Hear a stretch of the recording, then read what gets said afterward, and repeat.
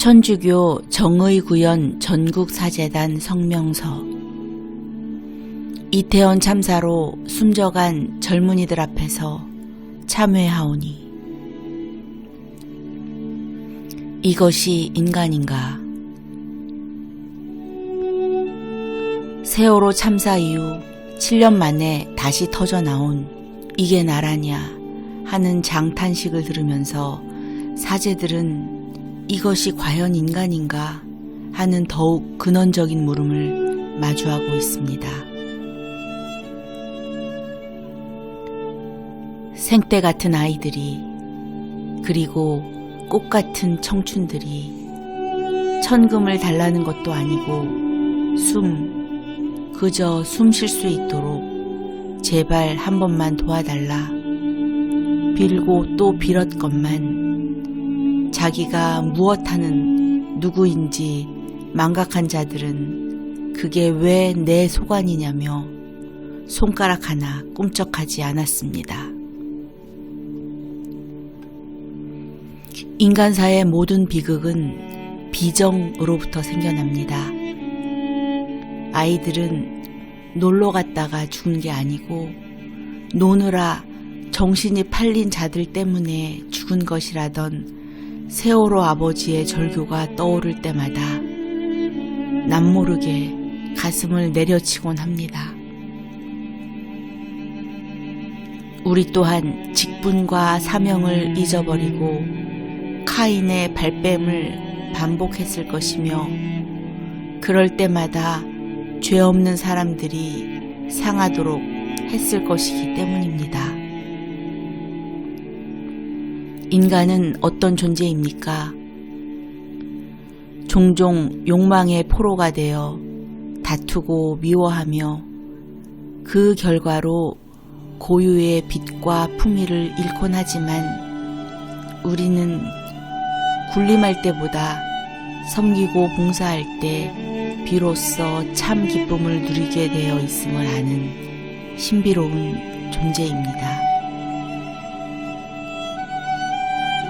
분명히 말씀드리거니와 사람은 누구나 하느님의 뜻을 이루는 협력자요 이웃을 어루만지는 구원자로서 이 땅에 파견된 경이로운 존재입니다. 시인이 말했듯이 모든 생명은 서로 비스듬히 기대어 살아갑니다. 기댈 데가 많은 세상이라야 안전하고 아름답습니다. 걱정 없이 아이들을 키우고 노인들 모시는 사회가 되려면 자기를 내어줄 줄 아는 정신과 인격이 필요합니다. 특히 대통령처럼 공동체의 명운을 결정짓는 사람들이 지켜주고 살려주고 돌보는 천직을 위해 끝내는 순직할 각오까지 갖추어야 하늘도 땅도 사람도 근심이 없습니다. 대한민국 대통령 취임 선서에는 반드시 그렇게 하겠다는 숭고한 다짐이 선명하게 새겨져 있습니다. 최근 대통령 윤석열의 퇴진을 촉구하는 함성이 각계각층으로부터 본물 터지듯 나오고 있습니다. 집권 초기부터 상식에서 한참 벗어난 기이한 행실과 국정 운영으로 경제, 안보, 외교 등 국정 전반에서 나라를 위기로 온 국민을 궁지에 빠뜨리고 있는 잘못들 때문이겠지만 사제들은 한사코 사람의 사람다움을 부정하려 드는 그의 목석 같은 무정과 비정을 가장 무거운 죄로 여깁니다. 우리 자신부터 돌아보자. 코로나19 감염병이 전 세계를 휩쓸던 지난 2020년 가톨릭교회가 다다른 결론은 코로나 이후에는 리스타트가 아니라 리뉴여야 한다는 것이었습니다. 코로나 이전의 생활 방식으로 돌아가는 순간 더 독하고 더 악한 코로나가 찾아올 것이라는 자각과 반성이었습니다. 사실 2017년 대한민국을 밝혔던 촛불 또한 같은 뜻이었습니다. 어둠 속에서는 아무도 살아남을 수 없으니 안으로 자기를 태워 밖을 환하게 비추자는 서약이었습니다.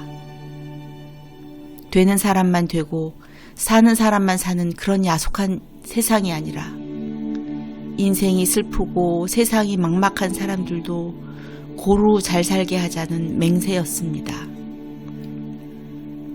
각자 도생에 채우는 공멸이니 살아도 함께 살고 즐거워도 함께 즐거워하자는 공생공락의 뜨거운 맹세였습니다.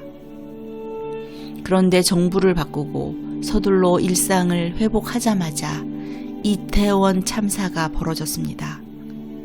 예견된 재난을 대비하지도 않았으며 참극 직전의 상황을 호소하였지만 혈세로 호의호식하는 벼슬아치들은 무슨 일인지 모르쇠로 일관하였습니다. 세간에 남은 임기 4년 6개월이 지나도 우리가 살아남을 수 있을까? 그를 내리지 않으면 우리가 죽는다는 그런 소리가 공공연해진 것은 권력자들의 수수방관과 뻔뻔한 책임 회피의 심리 그 밑바탕에 각자 도생이라는 파멸적 이기심이 또아리를 틀고 있음을 간파했기 때문일 것입니다. 이는 또 다른 더 끔찍한 참사를 예고하는 무서운 현상이 아닐 수 없습니다. 한편 진상규명, 책임자 처벌을 요구하더라도 촛불혁명과 코로나, 그 이전과 그 이후 자신의 삶이 어떻게 바뀌었는지 물어야 합니다. 집단 자살과 집단 행동 중 하나를 선택해야 하는 생존의 기로에서 여전히 자기중심의 생활 방식을 고집하고 있지는 않은지 정직하게 따져봐야 합니다. 만신창이가 된 세상을 치유하기 위해 뼈를 깎고 살을 애는 억강부약에 기꺼이 동참하려 하는지 그 마음을 점검하라. 이것은 양심과 이성, 무엇보다 신앙의 명령입니다. 진정한 조문을 위하여. 윤석열의 길은 대한민국의 길이 아닙니다. 문재인의 길 역시 우리가 걸어야 할 길이 못 됩니다. 하나가 과거 회기를 향하여 내달리다가 진창에 처박히는 곤두박질이라면 다른 하나는 건너야 할 강을 건너지 못하고 머뭇거리고 주저하다가 결국 천금 같은 기회를 탕진하고 역사적 수건을 저버린 우유부단이었기 때문입니다. 하다 마느니 차라리 아니하는 게 낫다고 했습니다. 주인이 깔끔히 치우고 정돈하였으나 정작 채울 것을 채우지 않고 놔두었더니 덜컥 더러운 영 하나가 더 악한 영 7을 데리고 들어오더라는 말씀, 그것이 무슨 뜻이겠습니까? 우리는 지금 치워야 할 것들을 치우지도 못하고 채울 것을 채우지도 못한 상태입니다. 말끔한 청산을 이루지도 견고하고 번듯한 기틀을 세우지도 못한 엉거주춤한 결과가 깨어보니 후진국이라는 비탄입니다. 뼈아픈 현실이지만 세우기는 어려워도 허물기는 참 쉽습니다. 그렇다고 여기서 주저앉을 수 없습니다. 나라도 주권도 우리 것이요, 오늘도 내일도 아이들 키우고 어른들 모셔야 하기 때문입니다. 급선무가 한두 가지는 아니겠으나 이 길도 아니고 저 길도 아니라면 남에게 맡기지 말고 우리가 닦아서 우리가 가야 할 길이 무엇인지 여럿이 함께 가는 그 길에서 어떤 삶을 추구할 것인지 그것부터 분명하게 정합시다. 잘못 뽑아놓고 그래서 우리 삶이 통째로 뽑혀버리는 어이없는 실책을 다시는 범하지 않기로 합시다.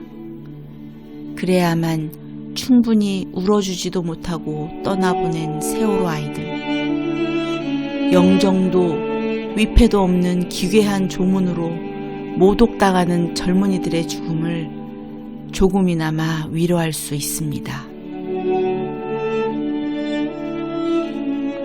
죽음의 신비를 묵상하는 위령성어를 보내며 신앙인부터 더 많이, 더 자주, 더 깊이, 그래서 충분히 울도록 합시다. 울고 또 울어야 깨끗한 눈으로 오늘의 현실을 바라볼 수 있습니다. 분노할 일에 분노하고 사람의 존엄성을 키우기 위해서도 남김없이 울어야 합니다. 끝까지 남아서 울었던 마리아가 부활의 최초 목격자요 증언자가 되었다는 사실을 생각합시다. 진심으로 통곡할 줄 아는 양심이라야 복음이 주는 기쁨을 빼앗기지 않습니다. 아울러 한 번 죽어서 크게 사는, 아니 자기를 바쳐야만 영원히 살게 되는 생명의 원칙, 그리고 하느님께서는 추락하는 그 어떤 것도 놓치지 않으신다는 중력의 신비를 생각하며 낙담하거나 체념하지 않도록 합시다. 사랑이신 하느님 아버지, 온종일 서서 세상을 돌보시는 하느님 어머니 덕분에 이렇게 말할 수 있습니다. 잘 될 것입니다. 모든 일이 결국 다 잘 될 것입니다. 그리하여 우리는 불의가 득세하는 때라도 기죽거나 움츠리지 않고 오히려 더 큰 사랑을 발휘할 수 있습니다.